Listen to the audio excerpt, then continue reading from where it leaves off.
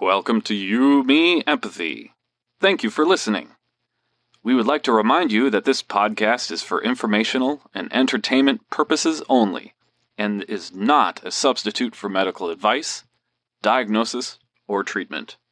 Known as just a silly boy with a feely heart. Please consider supporting the show. Check us out on Patreon or simply leave a review on iTunes. Here's your host and creator of the show, Known Wells. Greetings, feely humans. Welcome to You, Me, Empathy. My name is Known Wells, but you can call me Feely Human. You can call me whatever you want, but call me Feely Human. That's what I am, and that's who you are. This episode is episode 65 with my friend Cameron Mackail. We talk about masks and identity and sitting still with our feelings. We explore facing trauma, putting masks on to hide our pain from others, affirming our identities and mental health, and how we can get out of our own heads to confront and sit still with our feelings. Oh, what a treat that is. So, Cameron is a delight, and I hope you enjoy this episode. And also, serendipitously, today is Cameron's birthday, so go wish her a happy birthday. Happy birthday, Cameron. Thank you for being on the show. And check out Cameron's Instagram and her sweet, homemade, handmade bow tie shop. All those links are in the episode show notes for this episode. Before we get to the episode, though, a couple of things that have been on my mind. First of all, I went to Sprouts this morning to buy a army truck's load of vitamins because my psychiatrist says I should be taking vitamin D3, omega-3, K1, and this thing called NAC. And then I ordered a new methylfolate because I have the MTHR or motherfucker gene. I was prescribed Deplin, but that has soy in it, but I'm allergic to soy, so I have that coming. So I just feel really old at this point, just like shoving just lots of vitamins and lots of pills into my mouth, feeling fine. I feel fine about it, but we'll see how this goes.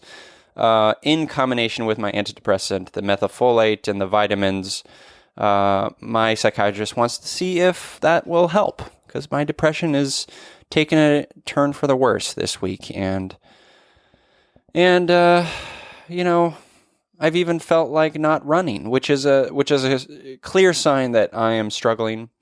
But I had a moment of joy just over the weekend, or at the tail end of last week, going over to let out our neighbor and friend Becky and Norm's Newfoundland dog to do her duty. Her name is Miss Millie Butterbuns, and she's the sweetest dog on the planet, aside from my own dog, Scooby, of course. And she spent a good 20, 30 seconds just licking my face. And it felt great. I needed it, and I think she realized I needed it too. And that's why dogs are the best. That's why animals are the best. They're really empathy machines. It's we should really be more like them. Maybe not lick each other's faces, but certainly employ a certain level of empathy, all the levels of empathy, and maybe not eat other dogs' poo or anything like that, or sniff butts. But if you're into that, I think there's no right or wrong way to live. Honestly, as long as you lead with your heart, as long as you embrace empathy and vulnerability and compassion and kindness, right? Okay, I'm blathering on, as I do. Please, if you haven't, subscribed to the show in Google or Apple, and please, please, please, if you can, it only takes a couple of minutes, please leave an honest rating and review in iTunes. It really, really helps out the show. And I read every single one of them. I read all of the reviews, and I'll read them here on the show. So any new ones pop up, I'll read them here in the intro. And it just helps out the show, and I really appreciate it. it's very validating for me. It makes me realize like, oh, people are listening. People are engaging with me empathy. People are relating, and that's what I want. That means the world to me. So let me know via iTunes reviews and ratings, please, please, please. And make sure you follow the show on Instagram and Twitter at YouMeEmpathy. We also have a Facebook community, facebook.com/groups/YouMeEmpathy. And if you'd like to join the group and perhaps even be an administrator, helping out, like share posts about mental health and things like that, let me know. I'd be happy to talk. I'm looking for maybe a little bit of help in that area. You can email me, youmeempathy@gmail.com, or DM me on Instagram at youmeempathy. Okay, I think that's it for today. Thank you for being here. Thank you for listening. Thank you for empathizing with us. This is episode 65 with Cameron Mackail about masks, identity, and sitting still with our feelings.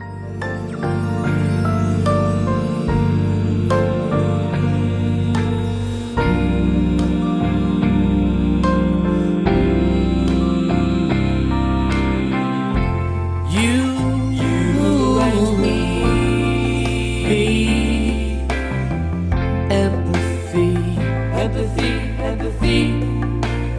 Yeah. La, la, la.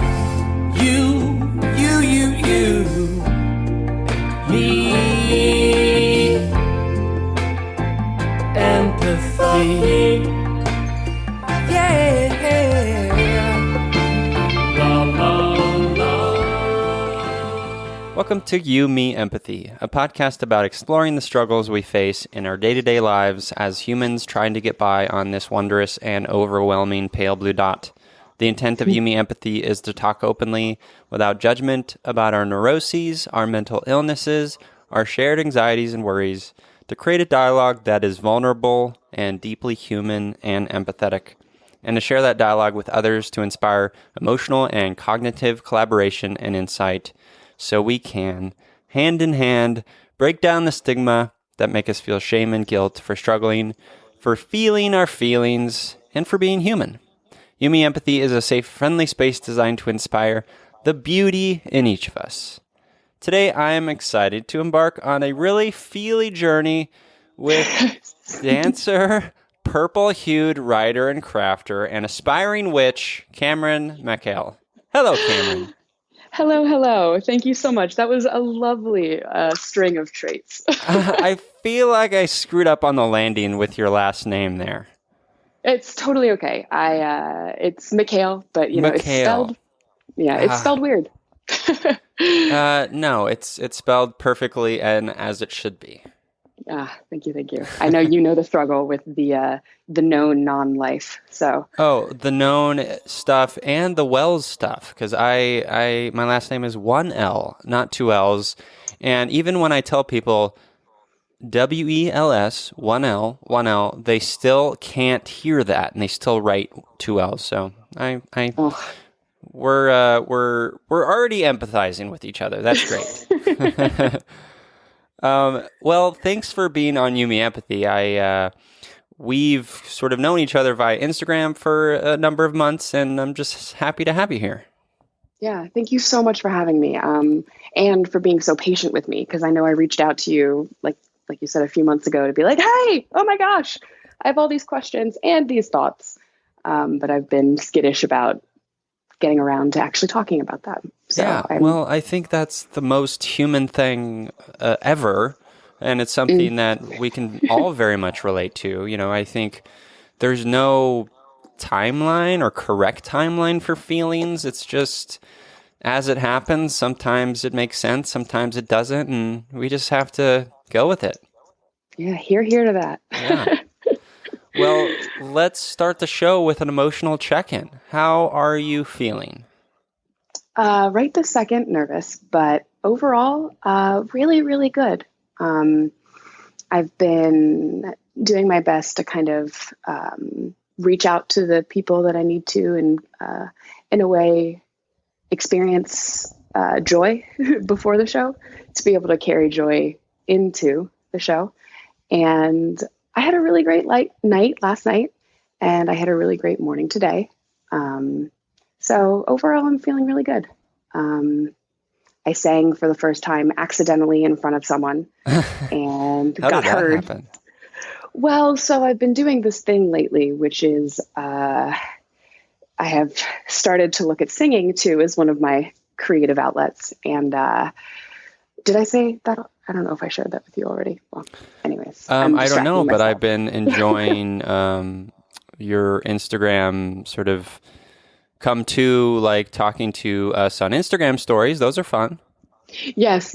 So I think I may have mentioned it a few times in my Instagram stories, but I've been too scared to sing in front of people. So I've just kind of been yodeling down the streets of my small town, like late at night. And Wait, are you literally yodeling, or is that just a verb for singing in this case? It feels like yodeling to me. It's very soulful singing along to Sam Smith in the moment, Okay. truly. Okay, nice. Yeah. So it's been like a practice of, I feel actually an intelligent practice of witnessing when my anxiety is coming up and how it turns my yodels into squawks. Those have been the words I've been using, right? Yeah. And so, yeah, anyways, last night I was singing in there's this theater across the street that has a ticket booth and good acoustics. So I'll like walk around it and kind of just sing. And a guy was walking to his car and he heard me and I didn't notice for like 30 seconds or whatever. And then I did notice and freaked out, like hid in a corner. And then after I came out, he was very, very validating and was just like, keep doing what you're doing. You sound really good. Wow. So, yeah. That's amazing. Yeah. And I've been going around. So I moved to Frederick somewhat recently, but I've made many new friends here who I've come to adore. And so last night I was out with a good bunch of them, kind of nervous writing and talking. And they were just a very supportive community last night. And so I am feeling good is where I'm going to end it. Yeah, that's excellent. That's good to hear. And first of all, I think we should call, all of us henceforth should call anxiety the squawks. I got a case of the squawks. I'm feeling squawky today. Feeling squawky today. My squawks are strong this morning. Secondly, how lovely, because I think singing, I like singing myself. I'm a terrible singer, but I don't put that on me. I don't really care. It's really just for me. I'm not really singing for others. So I think singing can be a very liberating, also like an exercise in like, I am my own person. I'm, comfortable with myself. And as you know, Cameron, that's a huge part of mental health is being accepting of ourselves. And so I think singing's a great practice. And when you get that validation from a total stranger, what a beautiful human moment that is. Oh, it really was. Yeah. And I've found recently too, mindful in a way, right? I have to really pay attention to how I'm holding my body when I sing. Because if I'm too tense or if my stomach is scrunched up or whatever, it actually does affect how my voice translates, right? So Yeah. it's been a really beautiful way for me to check in with my body sometimes too, and check in when I'm noticing the different tensions in my face or neck or shoulders or back. And yeah, so That's a really good point. Yeah, completely agree. And how are you? How are you? Oh, thanks for asking. I'm doing pretty well. I'm a bit peaked this morning. I'm a little tired. And I think it's because I spent most of yesterday, after recording an episode of the podcast, I spent most of the day working in the yard, which now we have one, which is exciting, but Huzzah! yeah. But it's also very overwhelming, and there's lots to do, and especially overwhelming when I started my day thinking about how, oh no, that we have these two big tree-like plant sorts of things that are very tall, maybe 8 feet tall. No, taller than that, like 10 feet tall.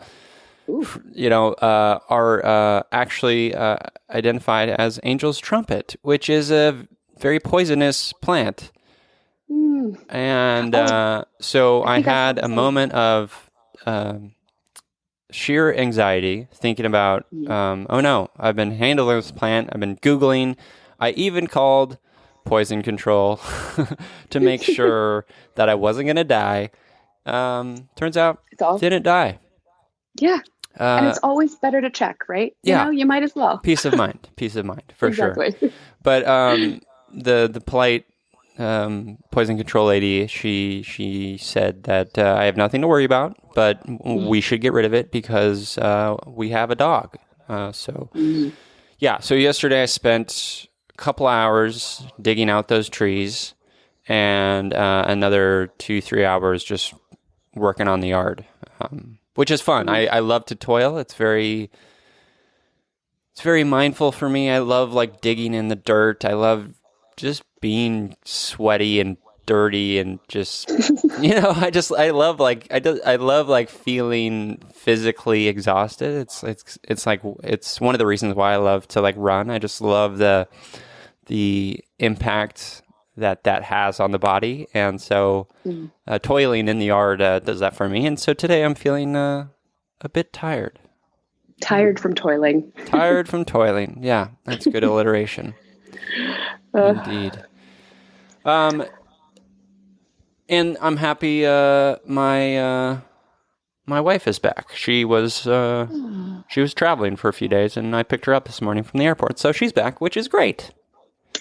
That sounds wonderful. Have her back in the house and kind of back to a little bit more of a routine, even though it's a new routine still, I'm sure, for both of you. Totally. Well, Cameron, let's talk about you a bit. Okay. You ready? Okay. I am ready. Whew. So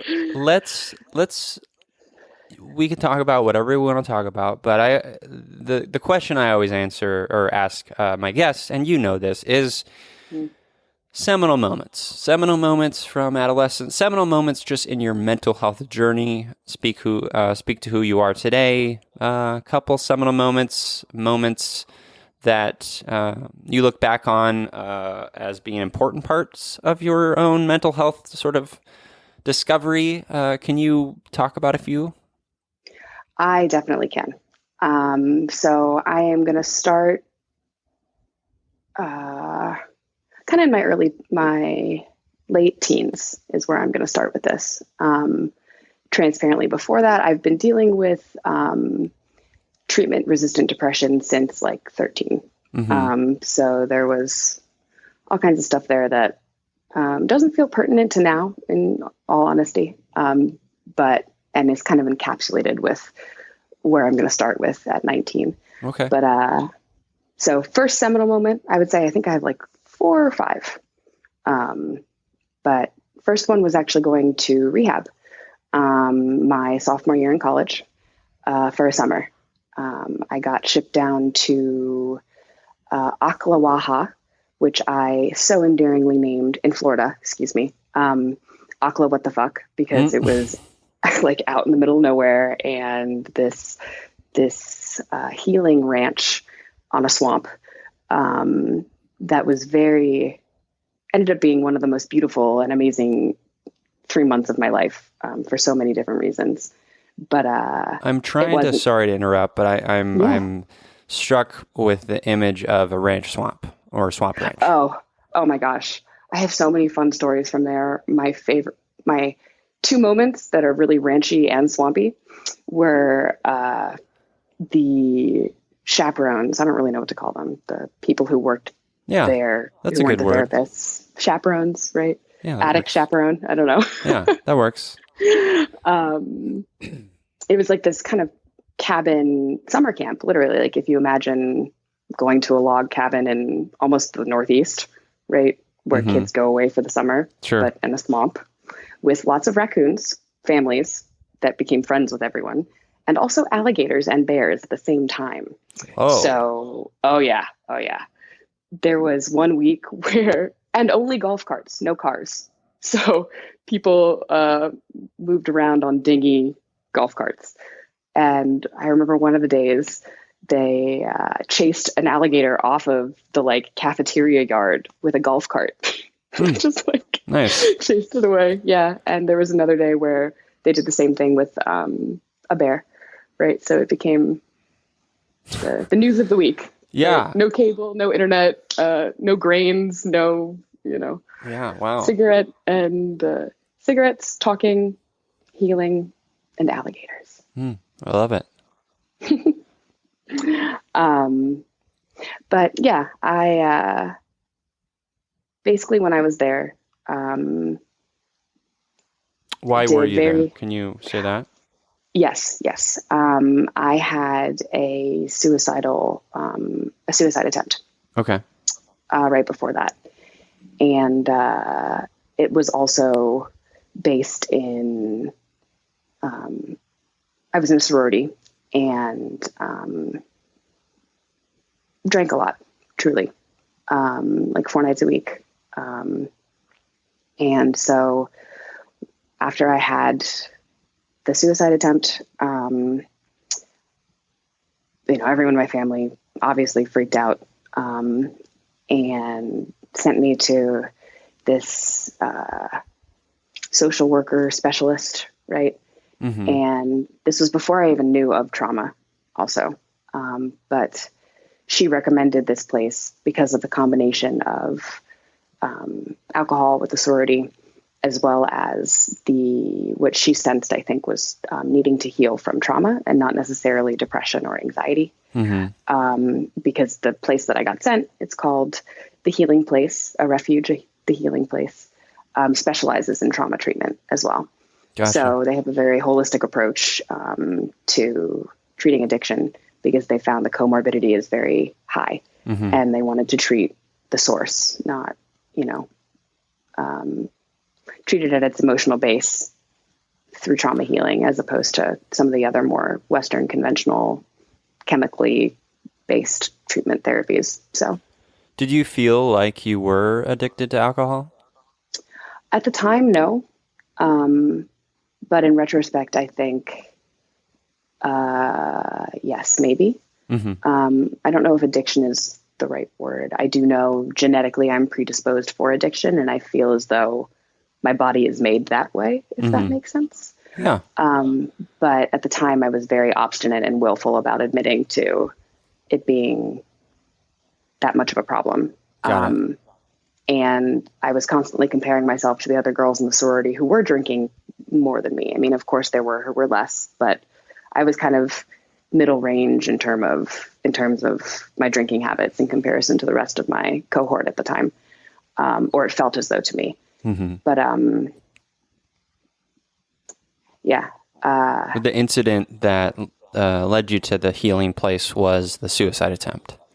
Yes, it was. Yes, I had been very depressed and very suicidal for a very long time. And so I don't want to say very suicidal, that may be triggering.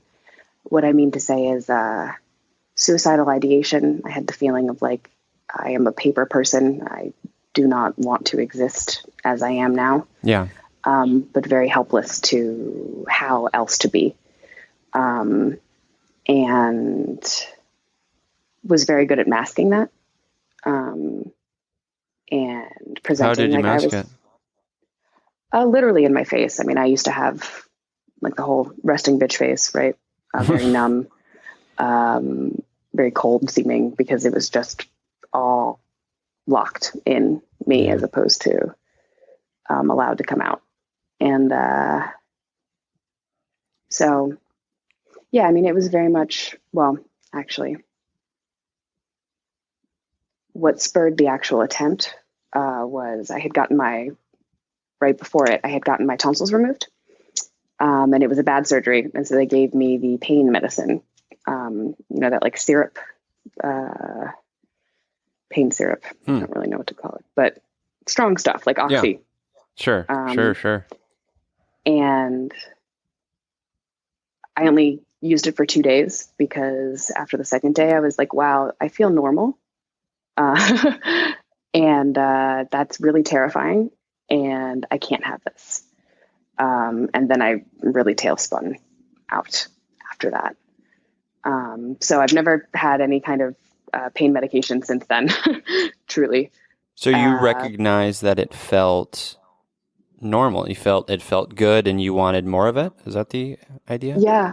It let me feel all the range of my emotions in a way that I hadn't in a very, very long time. And I felt happy for the first time in like a very, very long time, months, if not years. And I knew it was because of what was happening chemically. And it scared me. And why did it scare you? Because it felt like like that was my moment of my brain is an addict brain, right? And some people may be able to have this in moderation, but I think and know in my heart of hearts that is not what it will be for me.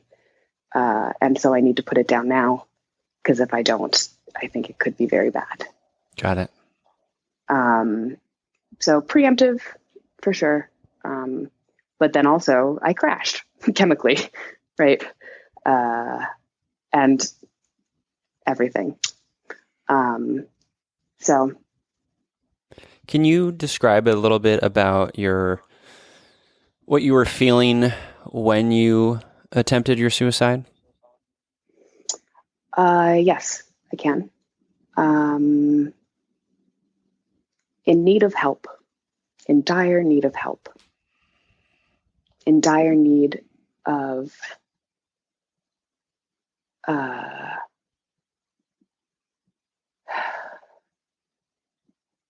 change so drastic, it only felt it could be accomplished through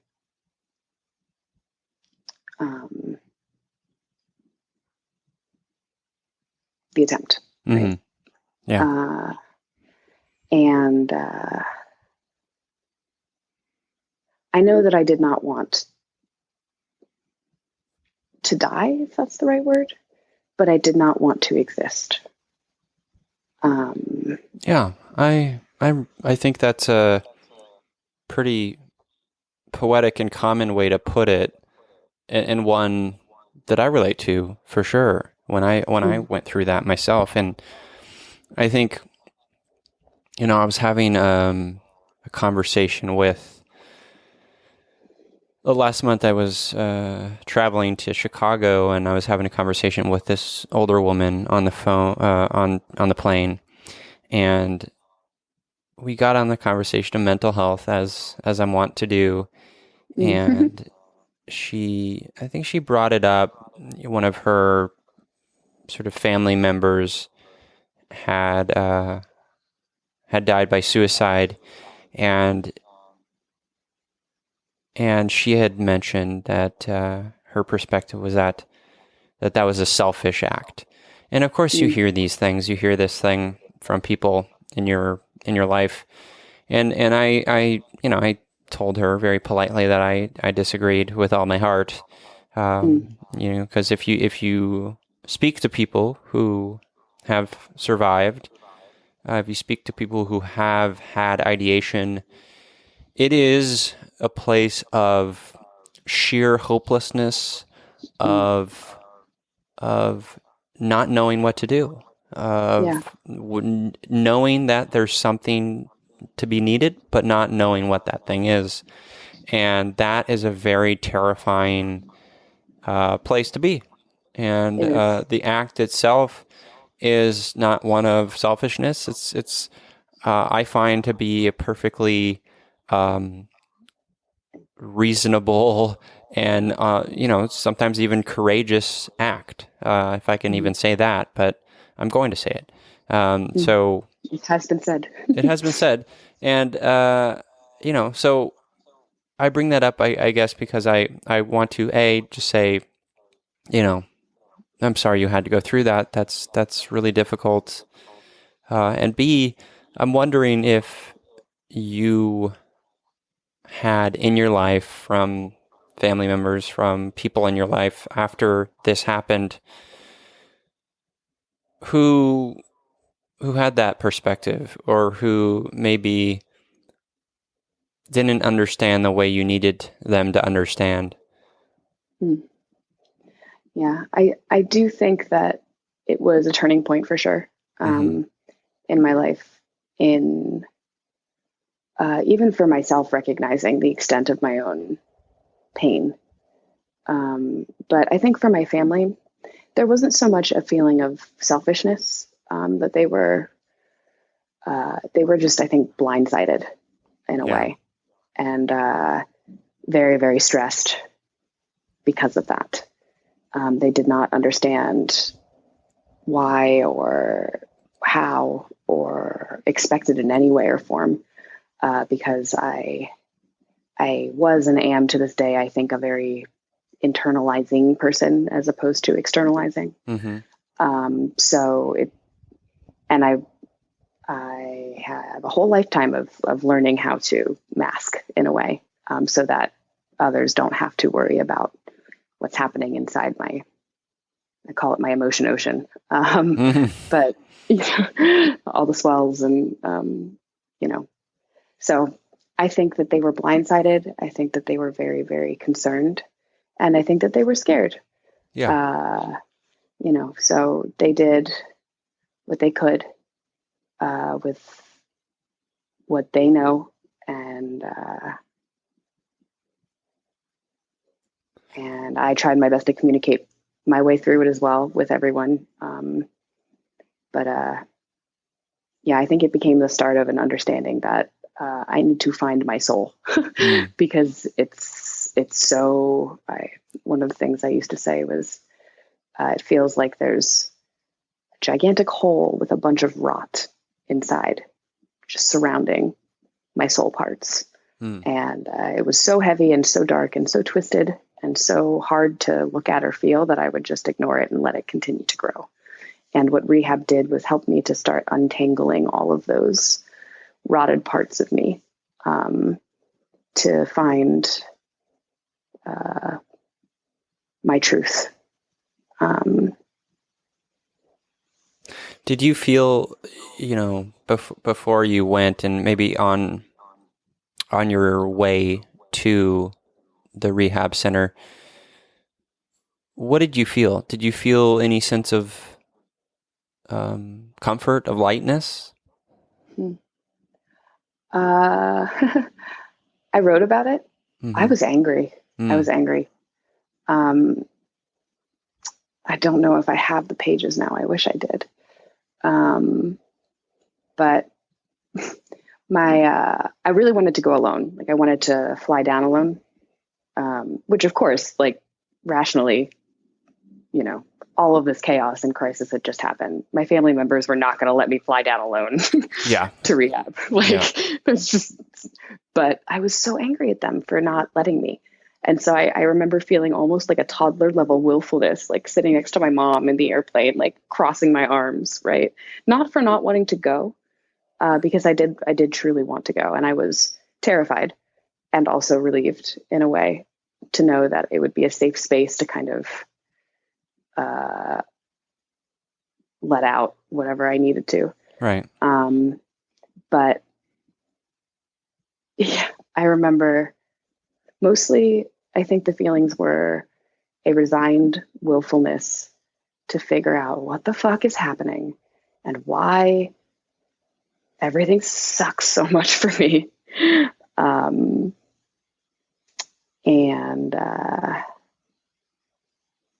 fear in finding that out too. Mm-hmm. So yeah, it's a huge identity moment in your life. You, as you said, you created a life where everything was internal, and you had the masks, and you were an expert at hiding all of your emotions and your feelings and your truths. And then you have this wake-up call, for lack of a better term. You have this wake-up call, and that's sort of thrown into a blender of sorts, and you're going to have to put the pieces back together. You're going to have to you're probably torn open a little bit, and your truths are seeping out, and that's terrifying. It is. And what can you tell me about, like, what kinds of things you process through, what kinds of activities you went through at this healing center? Yes. So it was 3 months of, like I said, trauma-based summer camp in a way. We did art therapy. We had three. I saw that Like horror three- film, by the way, Trauma-Based Summer Camp.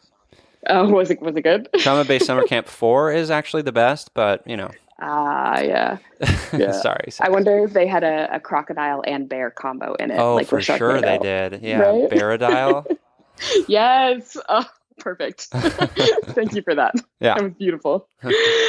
No, yeah, it was very holistic. So I did a lot of meditating. I did the kookiest body work with this like chi worker, which was so cool and so weird at the same time. Like I fell into like face first, I want to say, singing, empathy, meditation, and releasing tension through the body, and kind of the Eastern, more chi philosophy of it when I was there.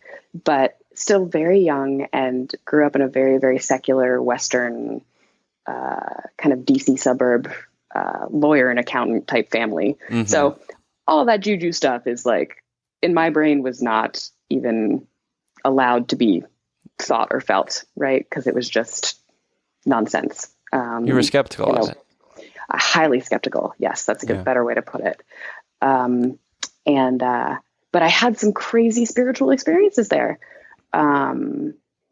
With this body worker guy, I remember he spent like twice the amount of time that he said he was going to, because of all of my chi blockages. And he was like so funny and frustrated at them. He's like, "How are you holding on to this much?" And I'm like, "I don't even know, man. That's why I'm here. Like, you tell me." I don't know. And he's like grunting as he's pushing at knots in my knees and calves and all this weird, like, what? Why does that feel that way? And he's like, "It's the chi, man. It's the chi." Remind me how many years ago this was? So 5 years now. Okay. Yeah. Yeah, I was just curious because, I know that with work from, Bessel van der Kolk and people who like that who study trauma, nowadays, especially in the last 10 years, like body-based trauma therapies and treatments are more, more talked about and more sort of the focus. Oh my gosh. I mean, after I heard the book on your podcast and started audiobooking it, oh my gosh, I just felt smacked in the face with truth. Yeah, I know. It's incredible. It is. It really is. That's The Body Keeps the Score for anyone listening. Yes. And if you haven't listened to the first 25, 30 episodes of this podcast, we mention it nearly every episode. So Right. It's a phenomenal book. Oh gosh. And the audiobook, the way the guy says it, he's like, "The body keeps the score." So sometimes I'll just like have a moment where I'll say that in my head, like, okay, this is a moment of the body keeps the score. So Mufasa reads the story? Basically, Mufasa with a twinge of like, I don't know, Professor from Drexel or something. I don't know. Nice. But definitely Mufasa-ish. Nice. The gravitas of Mufasa. That's funny. Well, so you're in this treatment center. You're being faced with, for the first time, these modalities you've never interacted with. Allowing yourself to address what you're holding in your body. Like, what did that feel like? Because like that's an entirely new language. It is, and truly, I don't think I tapped into it at rehab as much as I have recently, and can share on that in the learning of both just the mind-body connection, I would say. But yeah, the rehab itself, I think, was an opening to an awareness of it. But really, a lot of the work I did there was looking at the different ways in which I present myself to the world and the different ways in which I interact with the people around me and the different ways that I interact with myself internally, and figuring out what my compass is, how I wanted to have it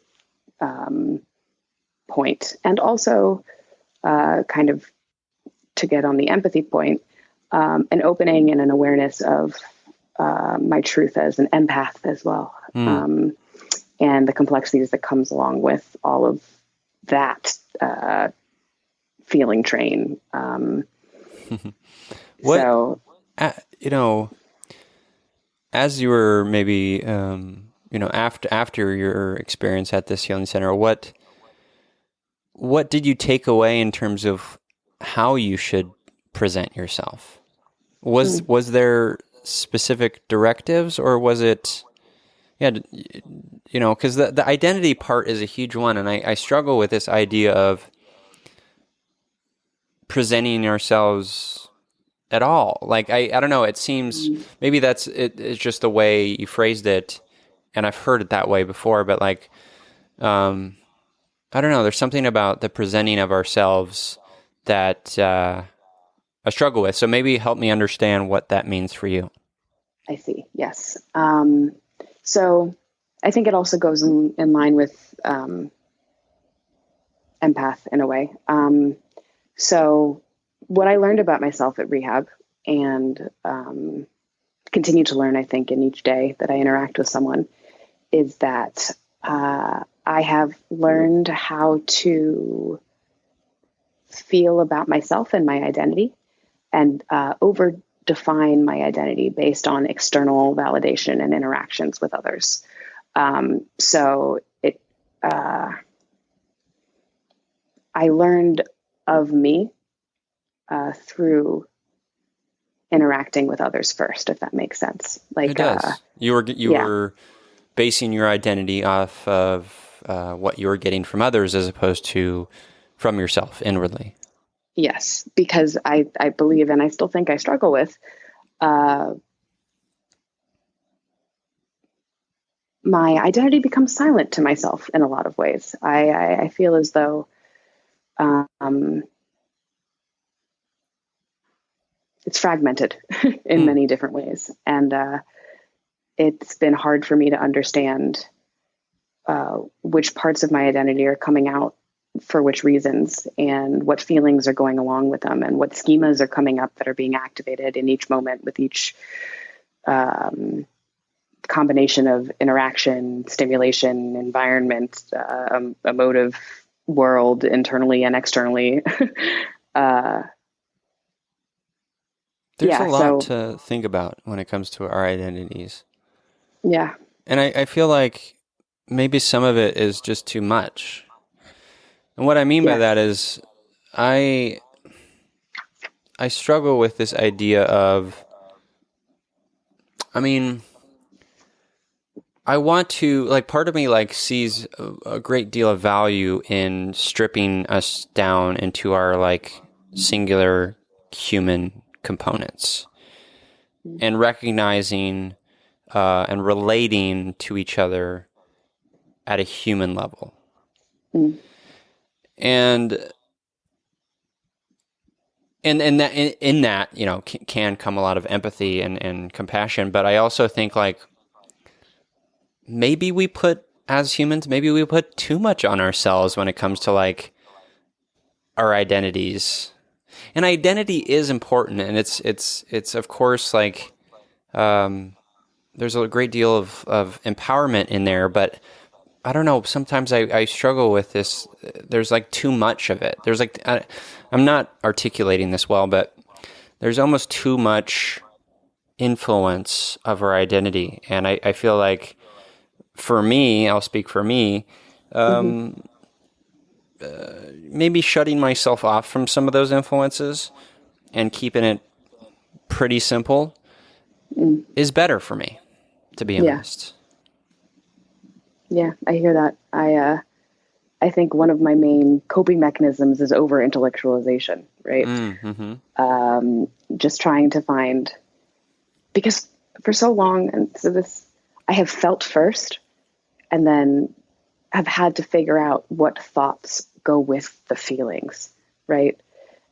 So it's been what feels like a backwards process for me in like, okay, I'm feeling this feeling, and the feeling is coming without an immediate thought that makes sense is attached to it. So what are all the possible ways that I could be feeling this way in a way? Right? Yeah, I relate to that.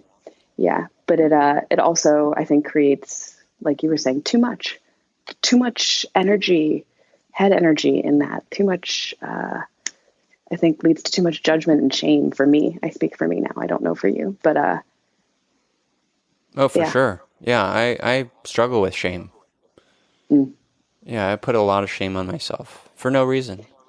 I know, it's the worst. Oh, But it comes from, for me, it comes from, and maybe you can relate to this, comes from a place of feeling alone, feeling, and I actually, in fact, know this is one of your struggles in life, feeling unseen, feeling unheard, feeling like I'm not doing life right, or feeling judged by others, feeling oppressed, feeling like my father wanted me to live a certain way or be a certain person that I wasn't, all these things.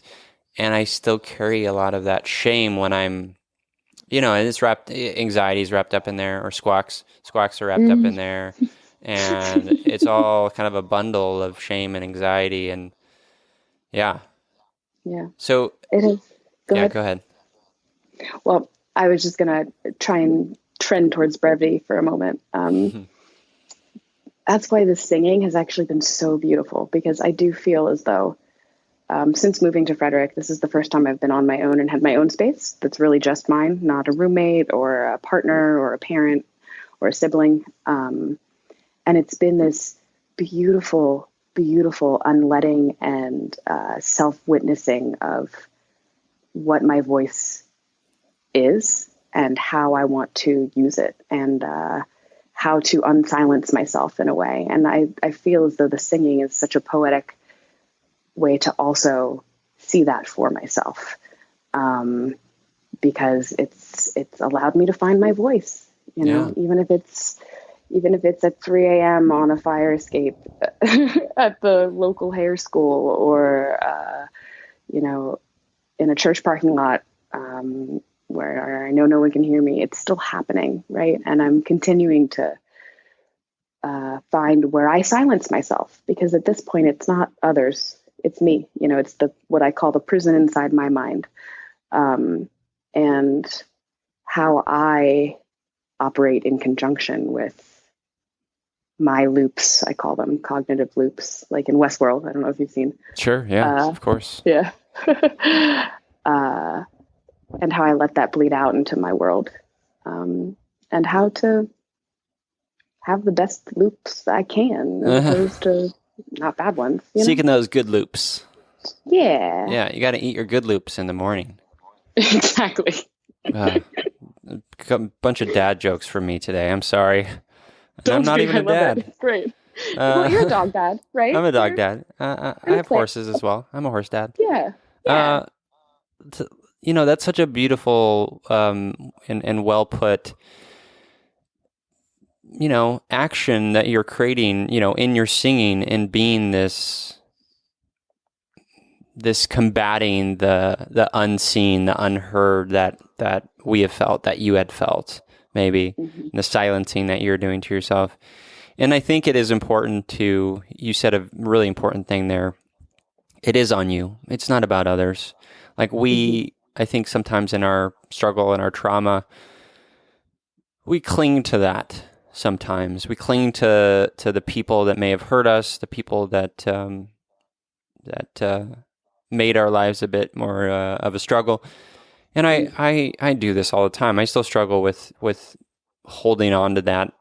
But if we can get beyond that a little bit and just recognize that we individually, we have the power to be heard and be seen the way we want to be seen. Yeah. I mean, what a beautiful thing that is. Right.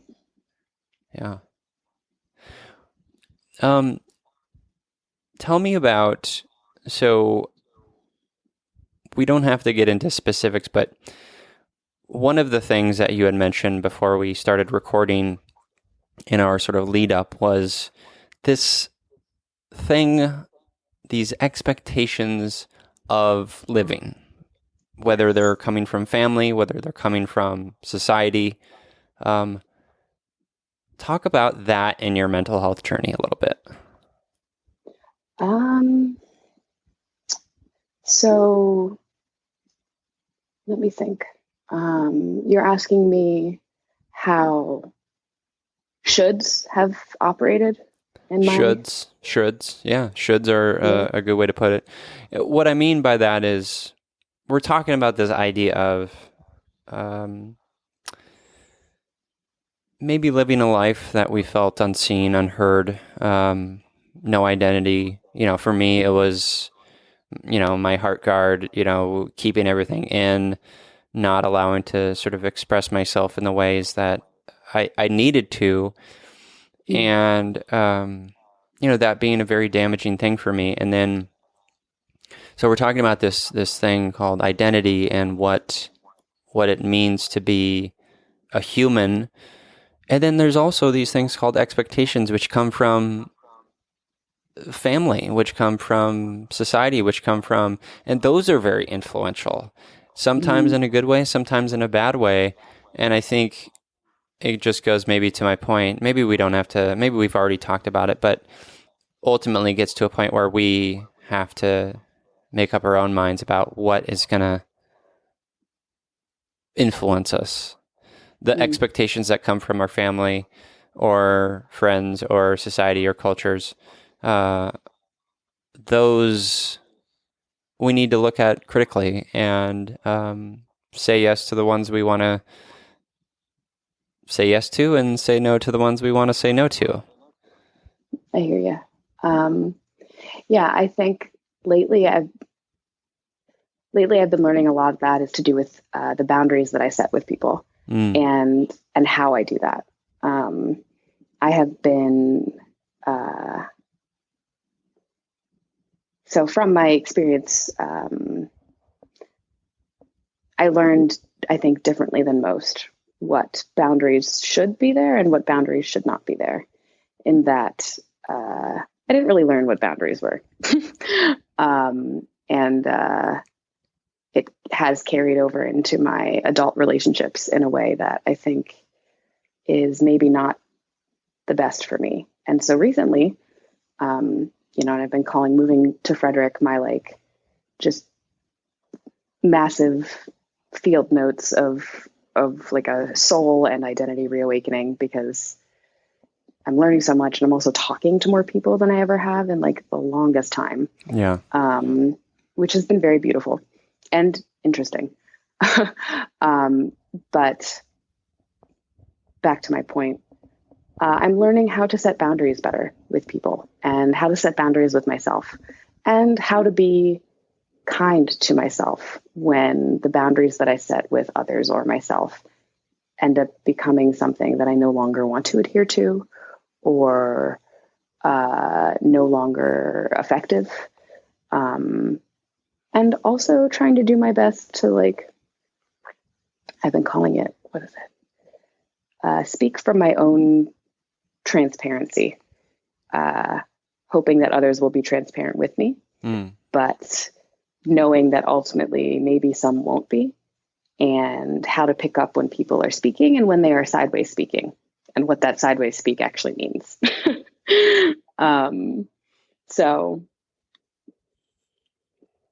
And how to set boundaries there too.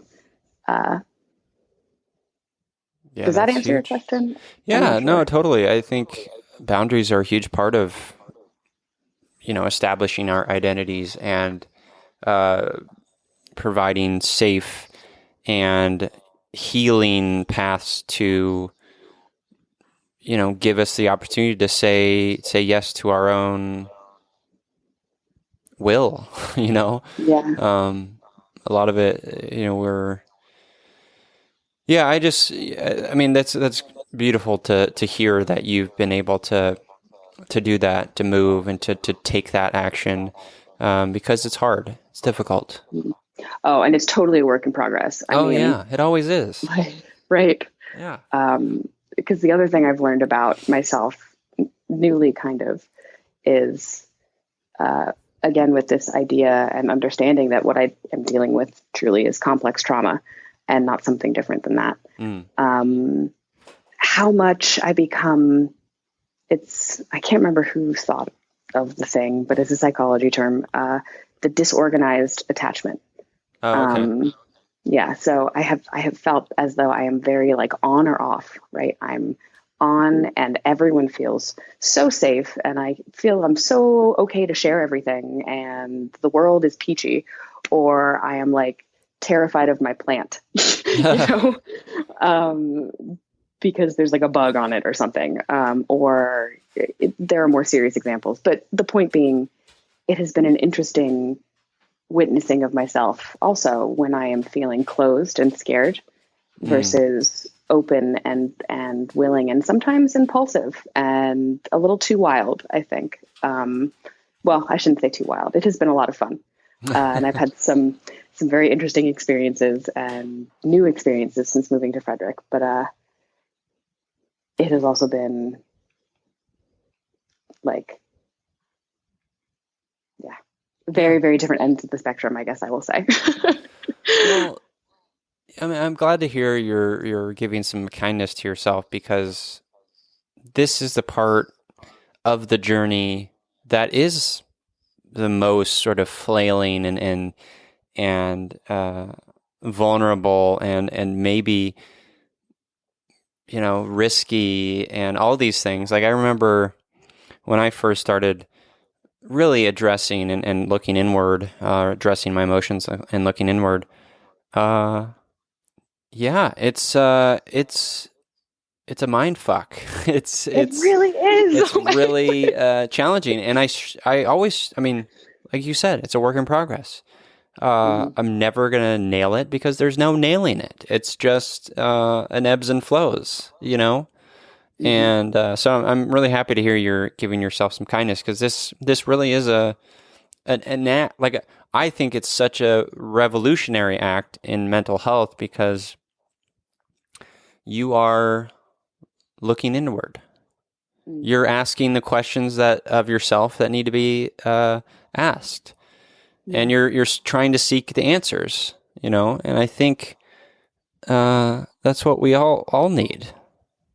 Yeah, I hope, right? I am trying to see all of me as transparently as I can. And it is hard because there are things I don't want to look at, Oh, yeah. And that's a part of the process too, like leaning into understanding that and knowing when and how. And ultimately, I think you hit on it, how to be as kind as I can be throughout without like enabling myself in a way, I guess, is what I'm worried sometimes about. But, so much of all of this experience has really shown me is that it's, how can I stay confident in myself? How can I stay calm? Because, and I hope to talk with you about this later, the whole connection between language processing and trauma. And I think, what I'm just rapidly experiencing and re-experiencing in terms of how it affects my ability to articulate and to just exist in a way, which makes it so hard to kind of break out of. But man, I lost my thought because I got nervous. I think we should talk about that now, because I think it is interesting. When you say that, what do you mean? What are you trying to get at? Okay, so let me try to think about this so I can stay concise, because if not, I will use so many words and probably lose myself. After reading The Body Keeps the Score, right? Now it's a little more Batman than Mufasa. I realized how much neurochemistry there is to trauma, and how different kinds of trauma can create different wiring in a way, right? And so at first I was like, that is interesting. And thought about anxiety. right? Not from like a generalized anxiety lens, but from an interrelational social anxiety lens, Mm-hmm. and witnessed how, both with myself and with others, with all of this, what I've been calling somewhat drunken empathy, walking the streets and talking to people, connecting, is that when things that are hard to talk about, things that are triggering have come up for both myself and for others, we lose our words. We lose our ability to find the words that we want to use to share because of the blocking, what I think from the flight or fight processing center, right? Like the overactive amygdala that's coming in to literally silence the parts of our higher thinking, higher processing, and bringing it into whatever road-mapped emotive space the trauma has created in us. I say us, I should probably speak from me because the only true experience I have is from me. But I have literally felt myself almost regress in terms of my ability to communicate my emotions or even understand and hear my emotions, the more anxious I become. And it feels like this silencing, and also this, sometimes it'll be to the point where I don't even have the wherewithal to be able to find any words to describe what I'm feeling. And it's so bizarre because I'm a psychology major. I am normally, when I'm not freaked out, pretty articulate, you know, and then the experience of just feeling that kind of, is like, this has got to be more than just emotions, right? This is like brain shit happening. So, I guess it wasn't as well thought out as I thought. But, well, you're being too hard on yourself. Just overall, you're being too hard on yourself, yes, I would say. That's a general MO, I think. I think, and you're overthinking it. Yeah. Honestly, I mean, I do value that level of looking inward, you know, to look at the brain side of it, because the brain is playing a huge role here, of course. But I don't know. Part of me is okay with the understanding that there are times, because I go through this myself, Cameron, there are times where I don't speak well about the thing I'm feeling. There are many times, actually. Sometimes I'm okay at it, sometimes I'm not. And I don't know, maybe this is laziness, but I chalk it up to I mean, this is for sure laziness, but I chalk it up to the ebbs and flows of life. And I think it's lazy. I mean, I just think that there are times that we're on and there are times that we're off. There are times that we can articulate, and there are times that maybe we struggle a bit because we're feeling a bit anxious. And I know the power in having an emotion and looking inward enough directly to determine where that's coming from. Like, that is a powerful thing. And something we should all be trying. But it's not always going to work. It is not always going to work because we have this thing called our noggin, and it's very complex. And I'm just a silly boy. I'm not going to understand everything. I wasn't a psych major. I was reading Shakespeare. And, you know, I feel even the medical doctors don't know everything about the brain. How are we to know? Maybe it's not laziness. Maybe it's just an acceptance of the unknown, the acceptance of the certainly, as borne out by history, ebbs and flows of life, the acceptance of the fact that we are just human, and it's okay to not be able to speak about a thing succinctly, and speak about a thing in a way that's going to make the best impact. I think maybe part of that is, for me, is this idea that culturally there is this push to be perfect, or this push to be the best, or this push to be like, winning all, like you got to like get all the percentage points or whatever. Like there's this weird cultural thing that maybe I'm bumping up against, and my punk rock roots are showing here. But I just think that I'll go back to where I started. Be a little kinder to yourself. Try not to overthink it too much. You're doing beautifully. Thank you. I mean, think about the trauma you've experienced, and the journey and the path that you've taken so far. I think is very powerful, and not everyone can do that. Yeah, I appreciate it. I truly do. Yeah, of course. I think, well, first of all, just a small aside. Last night, one of the favorite bars that I was at, or I should say, it is my favorite bar. It is called Cafe Nola. They have so much live music, and so I love to go and just listen and take, I call like music feeling notes. It's been a fun way to like let myself feel in a safer way, I guess. But last night they did an emo night.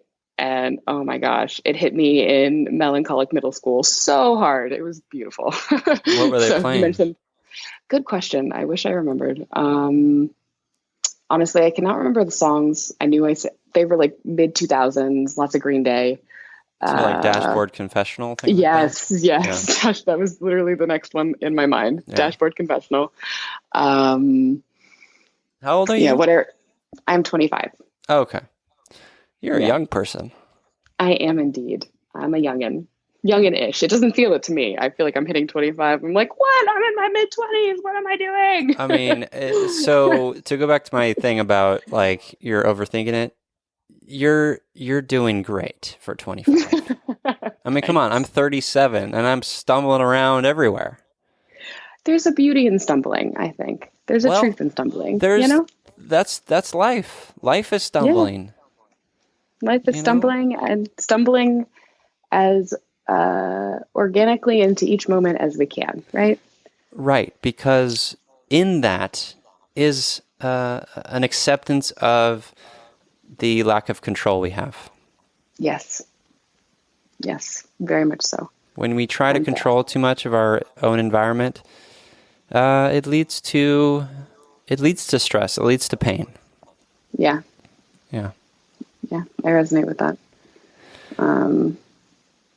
How are you doing in your? I mean, it's very clear to me that you think about this stuff. You think about how your emotions affect you, how you interact with others in your life. You think about this stuff. It's on your brain. What kinds of things help you maybe get out of your brain a little bit? Get out of your own head. Yes. Well, I was actually just thinking on this the other day. A little bit of judgment, honestly, in understanding how much I think about it. I need to categorize as neuroticism in a way. But being able to recognize that and being like, you know what, this is a little neurotic, Cam. How about instead of focusing your attention on XYZ interrelational possibility that you really don't need to be spending this much time thinking about, spend it on something that feels more worth your while, right? I say. And so that's why I've been doing a lot of journaling. I've been trying to focus the energy that I have with this, I think probably a pretty strong need and desire to analyze and understand as much as I can, to take it and put it in a creative direction, and to also be flexible with myself in that, in knowing that thoughts are thoughts. And so I've been literally just journaling my life. Like everyone sees me walk around with my headphones and my journal and my pens. I bought glitter pens from Costco, like I don't know, not 1,000. That's way too many. Like 100. They probably have 1,000 pack though. Oh, I'm sure they do. And I should probably buy it because what I've learned about the Costco pens is while they are beautifully colored and glittery, only about half of them work. So yeah, sure. I'm carrying like 8 pens at a time. But point being, what does journaling do for you? It lets me capture each thought in a way that allows me to let go of it afterwards. Right? Like, so I found recently journaling helps me to let each thought pass through and to have less judgment around whatever the thought is. And if it's emotional or cognitive or, and honestly, it's allowed me to tap into the different fragments of myself, I think, in a way. Because like sometimes I'll write in different handwritings for what feels comfortable. And it's been helpful to see like, oh, you know what? This feeling is what I'm feeling now. And the handwriting that I'm using looks like when I was like 7 or 8, you know? And it's how I feel comfortable writing it in this moment. And so it's not a straight 1-to-1 ratio, but it has allowed me to be more flexible with my thoughts in general and allowed me to let go better. Yeah. Yeah, I relate to that. I think I don't journal or write as much as I'd like to, but when I do, looking back at the words, just repeating them back to me can be helpful. I don't know. There's power in just like reading them back to myself. You know, like if I have like a moment of anxiety or frustration and I put it to words, and then reading it back is as an own kind of like it can be a letting go. It could be just identifying and maybe being just a little okay with it, accepting it. And I think writing and journaling is a powerful thing for sure. Yeah. And I think for me it's helps with my memory too. And it's self-validating. Like you say, you know, I get to look back and see my words. Like that was my experience in that moment. And you know, I know that because I have it written down. Yeah. But what other types of things are you doing? In general, like, are you talking in my day to day? Are you talking in my career? Are you talking? What are you asking? Good follow up. I guess. Maybe in your self care. Self care. Well, it's been a little wallowful currently, I will say. But I've also been trying to think of that as a mindfulness exercise. So let me walk back. I've been going to meditation twice a week, which has been so great. I have been going to therapy once a week, which has also been great. What kind of therapy? It is DBT. Okay. Dialectical behavioral therapy. And I started it after I came back from rehab, stopped it for a while, and then recently started back up with new stuff that happened around 6 months ago. But it was a life changer for me. Marsha Linehan is a genius and a mage, and also she makes me so angry sometimes because she's so right. But it has given me very many practical coping skills for, I would call, interrelational and internal processes in a way that CBT did not. So it's, Good. And what's your, how do you, are you, well, let me just be succinct. Are you sober? Currently I'm not, actually. Okay. And it has been an interesting ride for me. Um, a lot of the socializing has come with drinking and smoking. And so, how do I phrase this? I was a little worried about talking about this because I was worried about judgment. But last night I did a tarot pull, and I got the Hanged Man, which in my tarot deck I have this beautifully whimsically drawn Alice in Wonderland deck. And the image for the Hanged Man is the Mad Hatter hanging upside down on a grandfather clock, drinking tea. And what the Hanged Man represents, I'm going to get my book so I don't mess it up. But actually, no, I'm just going to say what it meant for me. So I pulled this last night, knowing that I was super stressed, knowing that I was going out to engage with all the people I've come to love in the drinking crowd.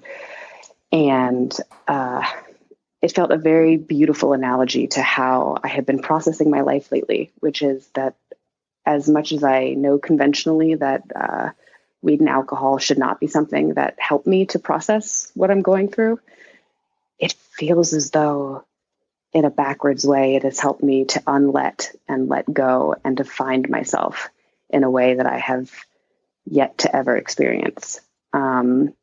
Because I have had such surmountable anxiety since moving in a way that I did not expect. And speaking with my therapist about it, she talked to say, it seems to be what I used to allow myself to be as of current. So I'm working towards how can I allow myself to be without that? And I've had so many amazing experiences these past few months, allowing myself the freedom to imbibe as I feel and engage as I feel and to kind of calm the fuck down in a lot of ways. So I know it's a mixed bag. And I've had a few rubber bands as well. I spent one night in the hospital for shame-based reasons. I had like 4 drinks and then freaked out and took myself to the hospital. Gotcha.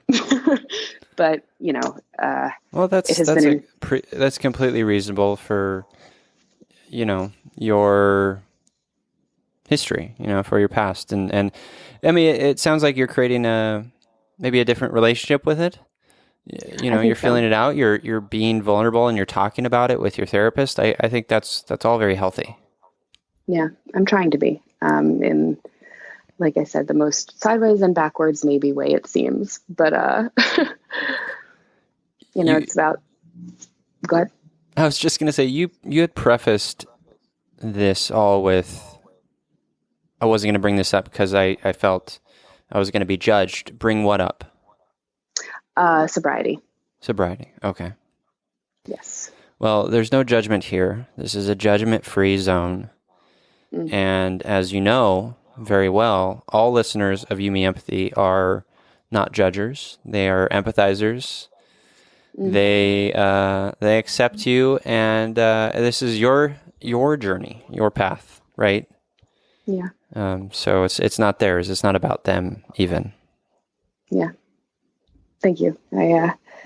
I try each day to see it as such, you know. And some days are easier, some days are harder. Most days are imbibed currently. Hey, ebbs and flows. Ebbs and flows, friend. Ebbs and flows, truly, surely. And I've also had so much joy these past few months in this freedom.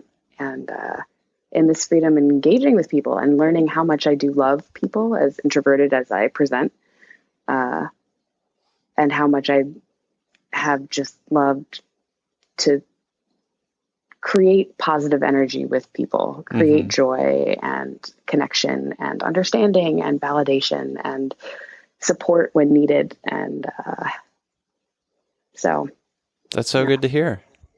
Yeah. I mean, some of my friends have joked, like, you know, I was a psychology major and I went to do all this artistic stuff, which I love. It's been so also beautiful. But I miss the helping. And I think a part of my helperness, like, the type 2 from the Enneagram or whatever, comes out when I'm tootling around my small town. So, yeah. In what ways does it come out for you? I just kind of, I've like broken up a few fights and kind of crisis counselored a few women who were needed to get through that. I've sat and cried with people when they were going through something. I've laughed with people when they've had something really beautiful to share about their day or their life. I feel like experienced the full spectrum of interrelational connection with people in different ways, and done a lot of listening and smiling and hugging and I don't know. Yeah, those are all beautiful things. Yeah. And singing in alleys when I feel tired of people. That's the other thing. I've been calling it skirting and skadooping my way through life. Skadooping, I like that. Yeah, that's like the in, right? Like I skadoop in, listen, help, talk, chat, whatever. And then when I feel like I need to go, I skirt. And usually go walk and sing or, take a moment to myself. But that's also been beautiful, allowing myself moments to myself. Yeah, I need those too. Yeah. I think you probably more than most, right? With the introverted and the books, the wall of books. The wall of books. Yeah. It's a beautiful wall of books. It is. I love it. I'm sitting in front of it right now. Yeah. I found that, I work from home and I love it. The flexibility of my day job is a wonderful thing. But, I also find that even though I am an introvert, I do need face-to-face time with people. Because maybe I do need to express the helper in me, the type 2 in me. I need to have real conversations. Obviously, like the podcast helps with that, but face-to-face is a thing that I'm finding that is a huge part of my own mental health, because when I don't have it, I tend to go a little bit too inward, and I feel a little bit too isolated. Yeah, I get that. Yeah. Well, Cameron, how are you feeling? I feel good. Yeah, I feel good. We didn't even talk about my bow ties. Oh, well. I'll plug them at the end. I was gonna, before we start transitioning into Empathy Heroes, I was just gonna ask, is there anything you did want to talk about before we start wrapping up?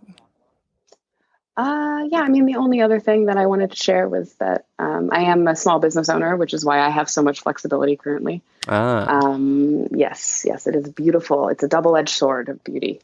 In that I love being my own boss, and also sometimes I have to be my own boss. Right? Oh yeah, I was a freelance writer for many, many years, and it's great and sucks. Yeah, right. Yeah. So the bow ties have been so helpful in my creative unletting, I will call it, and my entrepreneurial unletting, and kind of taking, like I was thinking earlier, that maybe neurotic part of me that needs to think through each part of a problem or of a scenario and make it happen. Right. Mm-hmm. So that it's been such a beautiful, willful and freeing and validating way to make money. And let's see, the only other thing I've come into my own is being witchy, right? And also, sure, yeah. After that, the tarot episode that you had with Lindsay, that started my whole witchy journey. And She's it great. has, oh my gosh. And her voice is so calming and beautiful. It really is. Like, oh gosh. But yeah, leaning into intuition as truth has been my recent, and it's been so beautiful to just another kind of allow myself to be like, you know what? This rock is a beautiful comfort object, and I don't have to understand why.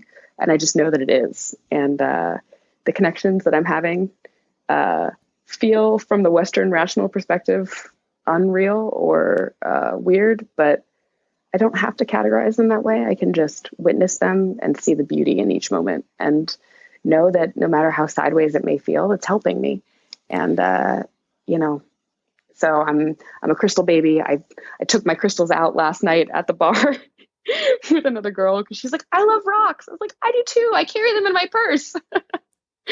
So that's awesome. See, that's like, I think as I mentioned to Lindsay in that episode, it's like the words that you use, like it's you're laughing or like it's weird. Like these are just reactions because we're uncomfortable with it or it's not maybe the prevailing norm but none of us know what the secret of life is and how we like intuit and how like we don't have these answers. And I think to think otherwise is deeply arrogant and narrow-minded. And me personally, I'm open to all of the things. And I think however you choose, like I think that is a deeply personal act that is for you and for you alone. And I think to judge that or to look down on that or to say my way is right and this way is better, like that's bullshit. I agree. I believe there are many truths, and we are the processors of truths, and we have our own truths, but that doesn't mean that it's any more or less true than someone else's truth necessarily.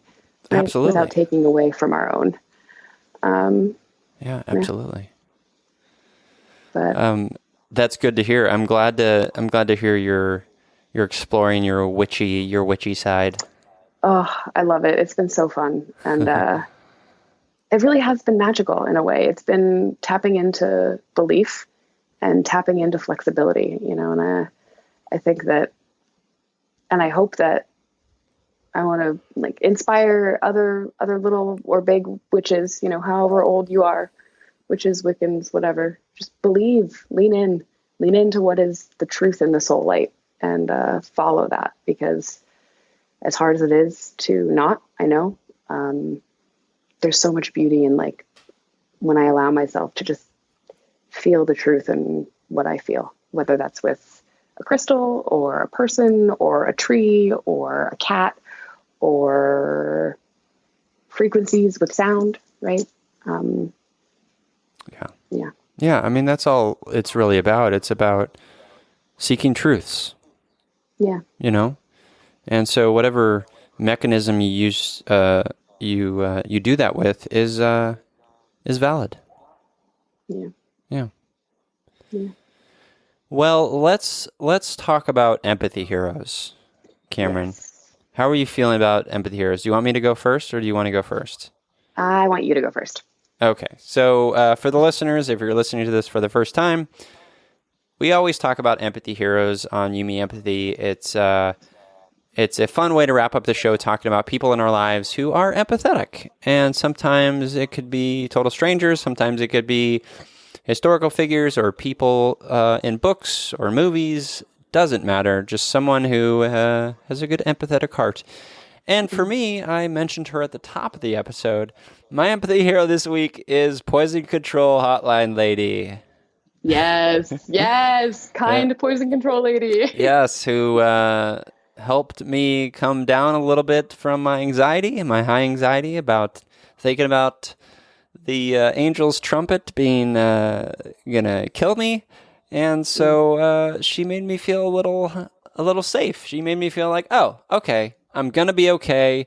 I'm not going to die. Scooby's not going to die. And everything is hunky-dory. So, Poison Control Hotline Lady, you are my empathy hero this week. I love it. That's awesome. She rocks. She does. For me this week, I'm going to call out my friend James. He is a bartender over at Cafe Nola in Frederick. And he was just the kindest yesterday with my stress. He was very validating and very empathetic, and I didn't have to say much and he didn't have to say much, but he just really came through for me and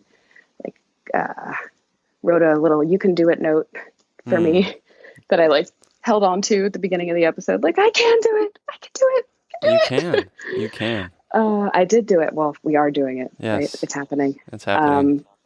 But I just wanted to call him out for his kindness yesterday. And so he's my empathy hero for the week. But there are also lots of beautiful empathy people in Frederick and who beacon themselves out in wonderful ways each day. And so I'd like to call out the town of Frederick for its empathy as well. Whoa. Too much. Too far. You took it. I'm Right? just kidding. Oh, no. Small town. No, I love that. And I love that. Good on James. I think there's so, empathy doesn't have to come from words. I think sometimes it's just about being there. And so good on James for doing that. Yeah. Yeah. Well, Cameron, where can people connect with you, buy your sweet bow ties, all that stuff? All the lovely stuff. Yes. So I have 2 Instagram handles. One, if you want to follow kind of my witchier trauma, what have you feelings journey, that is at Campathery. So CAMPATHERY. And then if you want to buy some of my lovingly made bow ties, I like to say imbued with joy and magic with each tie. You can do that through my Etsy. My business name is Cambo3, so CAMBO3. And if you Google it, I should pop up first. But so I've got an Etsy shop that's Cambo3. And then I am on Instagram at CanYouCambo3. So CANYOUCAMBO3. I just spelled all those out. You're probably going to put them, I hope you'll put them in the show notes. But I will put them in the show notes. They will all be linked in the show notes. The bow ties are handmade, and I've got a few fabrics that are my own designs as well. That's amazing. Yeah, I got to check out one of those bow ties. I don't personally like wearing things around my neck. Understandable. Because they're going to strangle me. But Jessica, my lovely life partner, she loves wearing bow ties, so maybe I should get one for her. Yeah. And I will send you one for sure. I have them in women's and men's sizes. So I have them from very, very small to very, very large. And if you'd like a matching one for Scooby. Well, I don't know if he'll go for that. You don't know if he'll have to pick it out, right? Yeah. Well, that sounds great. And thank you for being on You, Me, Empathy, Cameron. It was a joy. Yeah, thank you so much for giving me the space to share and just get my thoughts out. Of course. And yeah, if there's anything else you want to address with me, please feel free to let me know. Want to address with you? What am I, your camp counselor? I don't know how podcasts work. This is my first podcast, yo. Give me a break. I'm just trying to. I'm just giving you a hard time. You were great. You don't need to worry. You were well spoken, and you shared from your heart, and that's what matters. Thank you. Yeah, of course. Well. So yes. What are next steps? Next steps are for me to say thank you again to you, lovely. Cameron. Okay. And to the listeners, I say, I'm here, you're here, we're here together on this wayward, overwhelming, awe-inspiring pale blue dot. We have each other. It's You, Me, Empathy.